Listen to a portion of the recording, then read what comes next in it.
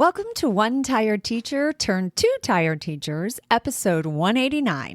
How do you build a strong classroom community? Today, we're talking all about classroom communities and team building and all those things that actually build that strong classroom family. Hope you stick around.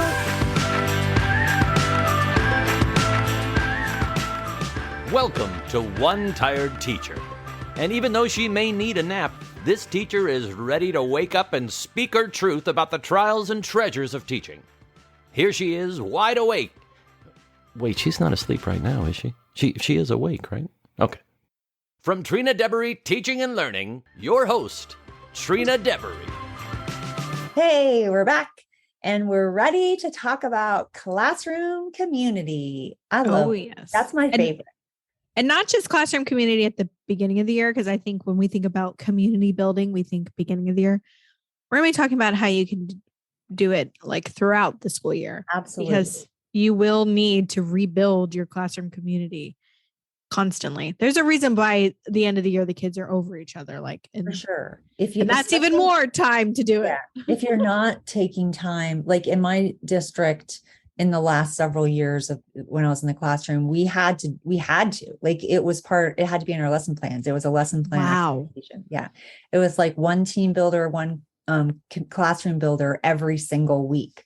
So we had to do things that pulled us together and focused on like building relationships in your team, but also building relationships in your class. And so even if it was something quick, like, find someone who, or stand up, pair up, and they did a quick, like, what did you do over the weekend kind of thing. And then, you move a little bit more, hand up and you pair up again, because the lessons that occur, it's not even just that activity. It's the lessons that occur in when we talk about, we're not going to avoid other kids. Like, you're not running away from another student when they have their hand up. You're pairing up with that first person that you see. And it's really good conversations about how it feels when somebody tries to avoid you and how hurtful it is. Yeah. So much of that social and emotional learning that's going on in things like classroom building. And even if it's not just like the activity itself, does that make sense? Oh yeah. No, I agree. I think as a teacher, you're kind of the head of the class and you're setting the tone for how we want our students to communicate with each other and to us as the teacher. And so it's so important to have those kind of mini lessons within the lesson about, we're not going to run away from students when it's our turn to work with them. We're not going to treat or say things to others that we wouldn't want said to ourselves. And I think it's really important to have those lessons now more so than ever. And maybe if you haven't listened to the episode, 183 was social emotional learning, right? 184. 184. 184 was all about social emotional learning. And that's a great episode. So you can always go back and listen to that one, because this, I think, plays into that a little bit more. So yeah. Yeah, no, I agree. Okay. So what do you think teachers need to do to really build that strong classroom community? I have a couple different things. Yeah, so I don't have to give them all right now. We can kind of chat back and forth. But my first one is building a classroom where students feel safe to make mistakes and to coach each other. That's huge for community building. Yeah. One way that I was able to do this in a classroom almost seamlessly, like it wasn't its own separate activity, is when we were doing, when I would model, like if we were learning a new math concept, I would model it up on my whiteboard, and then I would have students come up and do some practice, and it would be guided practice that the class would be involved in. The students would be down on the carpet. And so I would put up 3 problems on the board, and I would choose 3 students to go up and work those out. And then we would vote as a class on whether we agreed with the answer that the students had come up with, using simple hand signals, thumbs up if we agreed, thumbs in the middle if we're not sure, thumbs down if we disagree. And then we would have a discussion about why we agreed or disagreed. And then if a student was truly made a mistake, I would ask another student to coach them. And they would go up. And of course, this is done through a lot of modeling, especially at the beginning of the school year. But we would talk about, to coach someone means you're not telling them the answer. You're not going up there and saying the answer is supposed to be 23.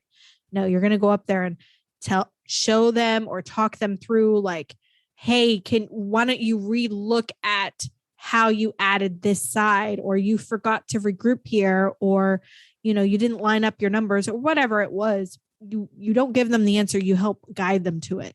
And that coaching moment, I mean, it's hard as an adult to be coached, even more in front of a group of students, but we created such a class of rapport that kids were excited, number one, to be up on the board answering questions, but number two, got to be like a coach to someone. So even those kids who were more shy and stuff wanted to be up there and help. And it really became kind of this classroom community building activity, really without, I don't want to say without trying, because there was modeling, but it wasn't like I didn't have to do a separate thing. But did they outside have of my to math be in front of the class? It was a group discussion. Okay. So yes, it was in front of the class. I like I like to use Rally Coach, which is also from Kagan. We've talked about Yes. cooperative learning. But I did it. They were at their seats. Like they yes. the class. And that would definitely happen back at the seat. But for this one, it was like a guided practice. And so it was like a teaching moment, and we're going to learn together, and it's okay to make mistakes. It's okay to be wrong. This is a safe space. And through those constant discussions, we were able to build a really tight-knit community where we valued each other. Yeah. But I think let's talk more about Kagan, the Rally Coach, because I think that's an easy one. Once again, that teachers can do community building. And you can do that with any activity. I mean, I feel like it was super easy to do with math, even in our math books. Like it would be like number one would be person A, and then number two would be person B. And so when the first person was it was called Rally Coach, one of them. And I used to tell them, I'm like, one of you is the coach. So B would be the coach and A would be the teacher. I would say that they were the teacher. I added this. It doesn't say that in Kagan, but I just thought it made more sense. And I'm like, when you're teaching your coach, you are telling them, you are explaining your thinking. So it's like someone has lifted off the top of your head and they are looking into your brain and they can see what's going on in your brain.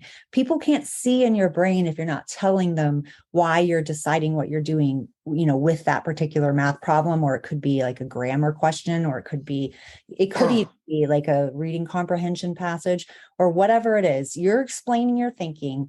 So I want to hear you explaining your thinking to your coach. And so the teacher is the one that's talking and the coach is the one that's coaching, and the coach is actively listening, and then they are guiding you if you start to go off track. Now, a coach doesn't give you the answer, because coaches don't tell you the answer. They just help you get to the answer. So they are not going to just take over, and they're going to help, if you start going on the wrong path, they're going to show you, hey, why don't you try using your hundreds chart, or why don't you try, whatever. And so then they are practicing actively listening. They're practicing, helping another student, and they're giving them praise. We talk about what specific praise looks like and sounds like, and then they would reverse the roles. So, and it was so powerful. It was so powerful. It was one of my favorite Kagan strategies is actually Rally Coach. I used Rally Coach. And it's very easy to do. Very easy. With any worksheet activity, you basically, somebody does all the odds, or someone does the evens, or just back and forth. Even on your whiteboards, you could even pose a question and have them do Rally Coach with their whiteboards. I use whiteboards all the time. My parents were like, my kids' clothes are getting ruined with dry erase markers. What were they? Were they coloring on their clothes? Like, I don't even understand that. I'm like, just send in an extra shirt, and he can just put the shirt on when we're doing whiteboards, because I'm not going to stop doing whiteboards. It's high engagement, and I can see everyone. Were they wiping the whiteboard with their shirt? No, I don't know what the problem was. It was like, didn't happen very often. It was like a few kids that were very messy. I mean, I love whiteboards too, but I never had any parents complain. But I think those things where you make that community safe. Exactly. I remember one year, and I think I was telling you this off air, where I was really into John Wooden, who was the coach of the UCLA basketball team. He was a very famous coach, and he's written many books on leadership.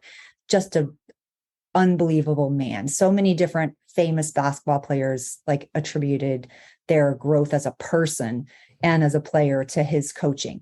So he wrote a book called Pyramid of Success, and he wrote it for adults, but he also wrote a children's book version, or helped write the children's book. And so they had all these pillars of like, empathy, kindness, cooperation, responsibility, like all these things that we want our kids to embrace. And so in my classroom, I created the pyramid with like, those shirt boxes that you can get that you wrap at Christmas.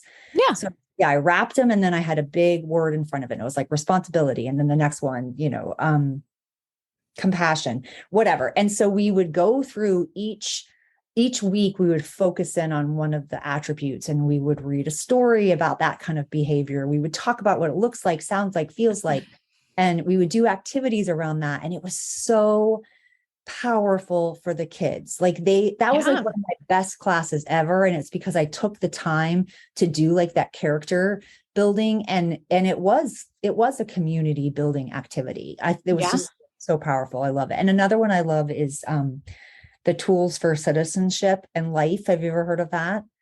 And it's so good. I'm shaking my head no, but I gotta say I gotta link to that in the show notes, because it gives you lists of books to use, it lists activities to use for each thing, and it's like be an active listener, no put downs. Like I can't remember what the all the like life skills, and then lifelong guidelines. So I don't know, it's so good. So I'll link to that. Yeah, those programs actually remind me a lot of Leader in Me, which I know is a popular thing that a lot of schools do. And it can go to a whole nother level.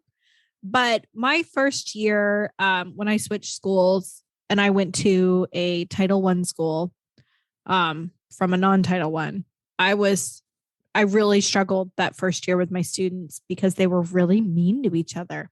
And I knew we needed community building, but more than what I could give than just these little like team building activities.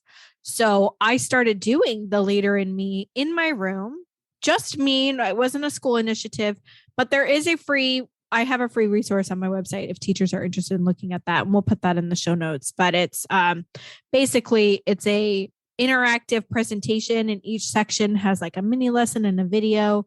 And we would talk about it in there. Cool. So each week for like 8 weeks or whatever, 5, forget how many, there's 6 of them. So for like 6 weeks, you would just kind of go through.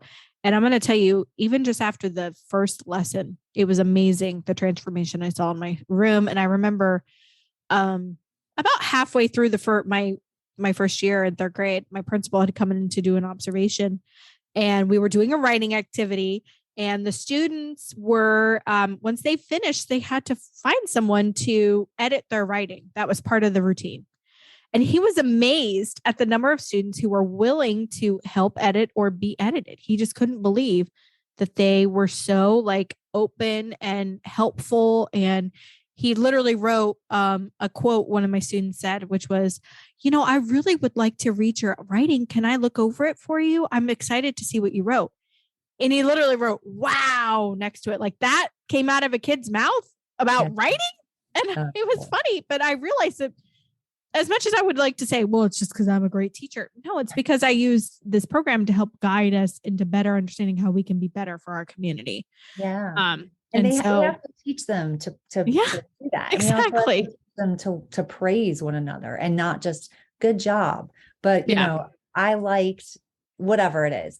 And I think that I love that. And when you see kids like praising each other and like supporting one another, it's such a huge, just powerful. And I think that's a huge part of community building too, is like teaching students how to give specific praise and not just say good job, but that's another reason why I liked Kagan, right? The cheers. Yes. I love the cheers. All the little cheers. The roller coaster cheer was my favorite. Yeah. All the cheers, just it creates such a positive environment. Man, we should have had this episode sponsored by Kagan. Yeah. Because no kidding. We really are just singing the praises of that. If you're not familiar, they have a book. They do. They have tons of books. They have so many resources. They have the website. I will link to that in the show notes. I love Kagan. I think Kagan that was hands down the best training I've ever gotten as a teacher. going to the 5-day training was just. Oh yeah. Yeah. We did training at our school. I went to a training and then I brought it to my school, and I headed up the training at my school. And it was such an amazing experience to be able to bring that energy and rejuvenation truly to the classroom. All right. Yeah. I had a teacher tell me one time, she's like, "Oh, Kagan, that's so old school." And I'm like, what? Like, that's just something that you just don't let go of. And then I looked around the culture of the school, and I'm like, they're all in rows here, and everybody's like individually raising their hand. This isn't even like, I'm like, this school needs some of that. And I was that like, feels more old school than I know. I'm like, don't be so judgy.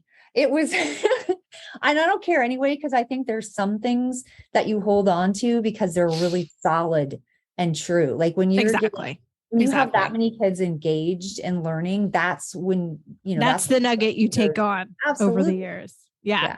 I have 2 more to share, and then we probably should wrap up our episode, because like normal, we're always so chatty. But I think for community building is a group goal. And I think, and this has worked for me, whether I was in kindergarten all the way up through 5th grade, is collecting compliments as a class and earning some type of reward after a certain number. So for example, when I taught 2nd grade, we had like a puffy jar. It was like these little puffs that I found at the craft store. I had that. Yeah. And we would put them in, and every time we got a compliment as a class, whether from me or someone outside of our classroom, special area, whatever, we would earn a puffy for the compliment. And after we got to 100 puffies, let me tell you, it took a while, but we got it. And they were so excited. We would count them, which was a great counting routine too. We would count them, and then we got to 100, and they got to vote on their prize. And that was like blew their minds. Yeah. They got to vote, So and I mean, it was funny because they pick all kinds of cool. Sometimes one year I had a group of kids that wanted extra reading time. They wanted extra silent reading time. And I was like, yes, you've done something special there. Yeah. So cool. We had like smoothie day with popsicles, extra 5 minutes extra for recess, no homework, anything and anything. And then the kids would all vote down, and then it would be the one that had the, after we would do like basically a bracket down, and that would be it. But it was a huge community thing because they would be so excited. We got a compliment. We got to put it in the jar. They were so proud of themselves that they had worked together to achieve. Yeah. And then the second thing, and Trina, I think I know you do this. We had talked about this, not on an episode, but off air, about team points. Oh yeah. Sitting students in groups of teams. And now that we're kind of coming out of the pandemic, I think we're going to see students sitting in groups again. But doing team points and allowing students to earn team points together, and then having a small something that they can earn once they reach a certain number. I don't want to say we have to always reward, but it's fun to earn something together with your group. Yeah. I always would do lunch bunch. They would get lunch bunch, and they would come sit with me and eat lunch with me in the classroom once they got 10 points or whatever it was. They loved that. They do love that. My own children loved that. And I did that earlier on, but then like, as I went along in teaching, I'm like, oh, I need to be away from them.